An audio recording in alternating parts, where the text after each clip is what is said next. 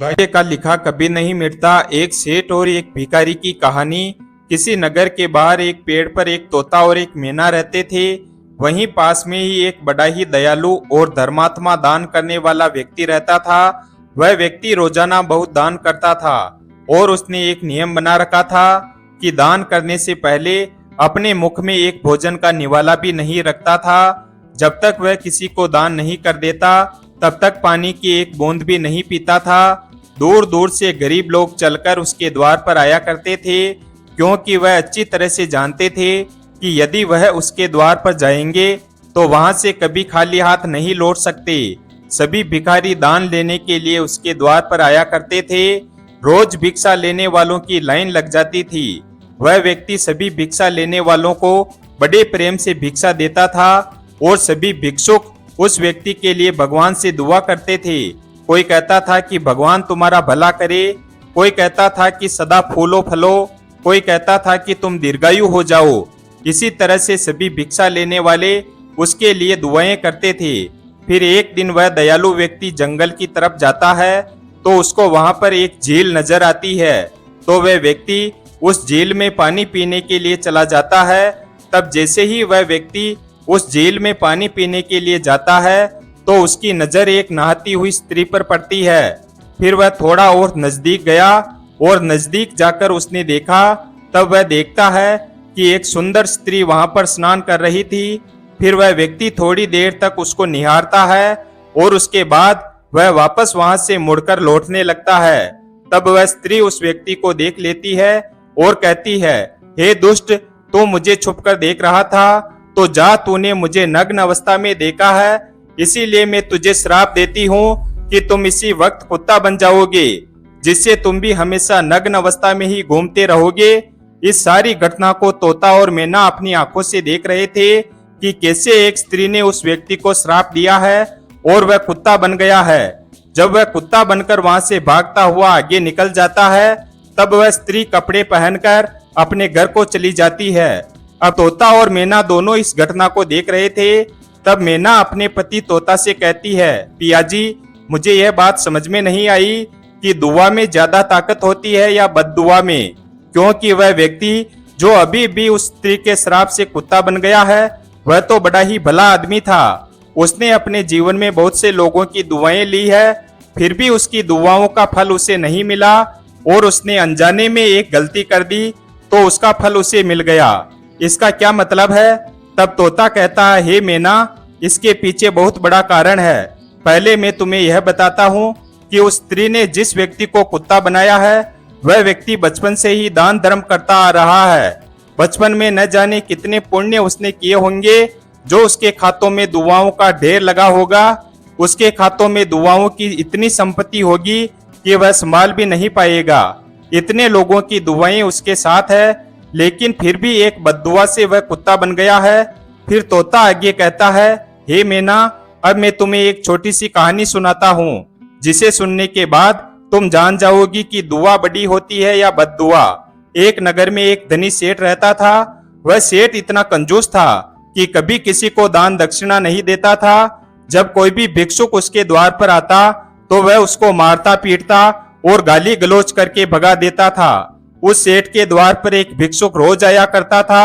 उस भिक्षुक को वह सेठ रोज गालियां सुनाता था, फिर भी वह भिक्षुक भिक्षा मांगने उस सेठ के द्वार पर जरूर आता था। फिर एक दिन उस भिक्षुक की पत्नी अचानक बीमार पड़ जाती है और ऊपर से वह गर्भवती भी थी।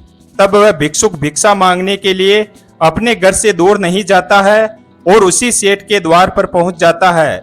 जैसे ही वह सेठ उस भिक्षुक को देखता है तो वह पहले तो उसे गालियां देता है, लेकिन फिर भी वह भिक्षुक उसके द्वार से नहीं जाता है।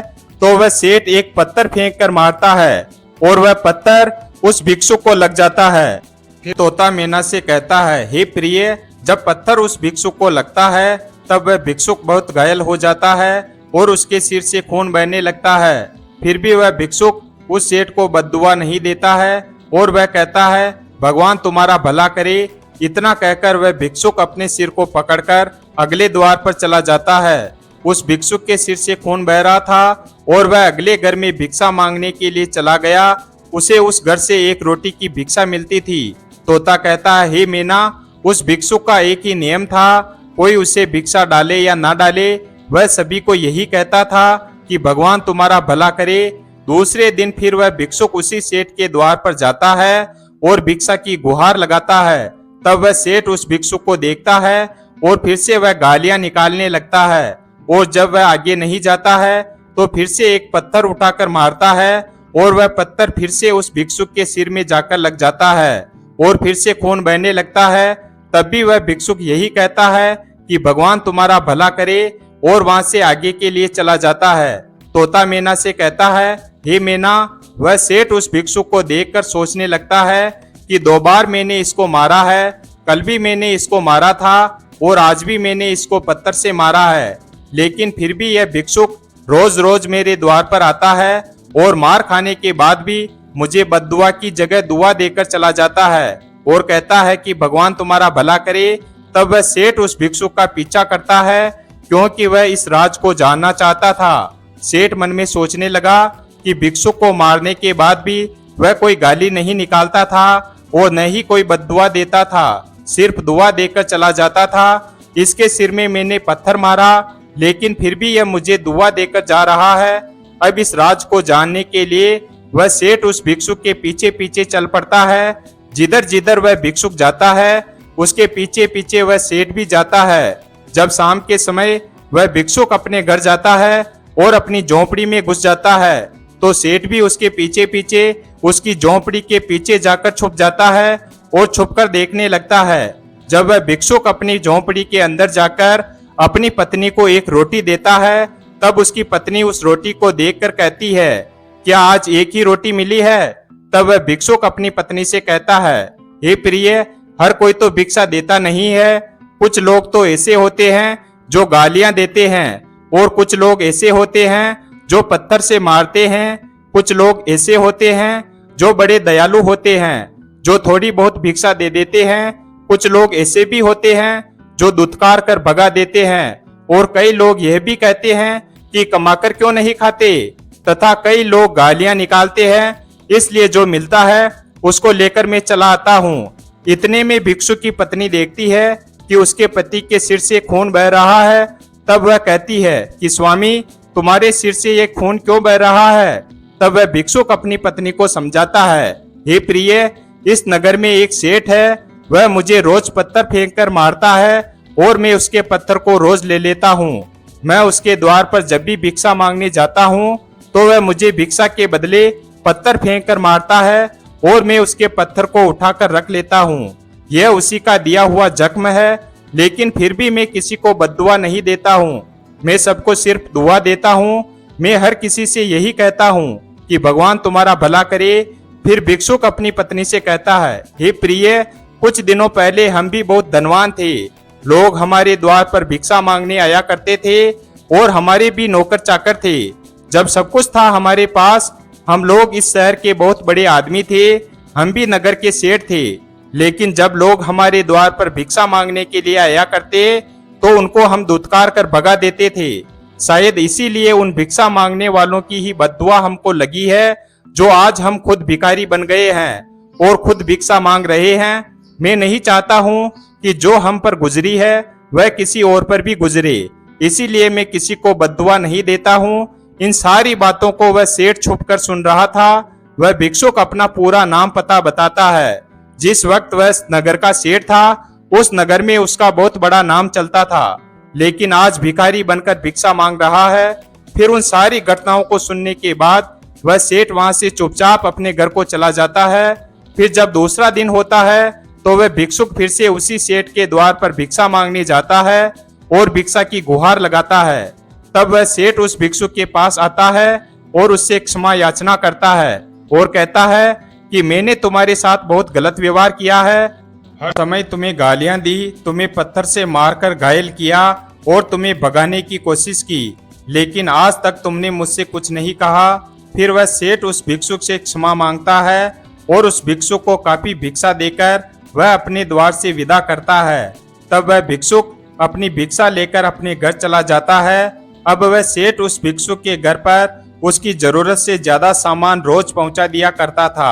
अब धीरे धीरे वह सेठ उस भिक्षुक को कुछ पैसे तथा कुछ धन भी देने लगा, जिससे धीरे धीरे उस भिक्षु के घर की स्थिति सुधरने लगी।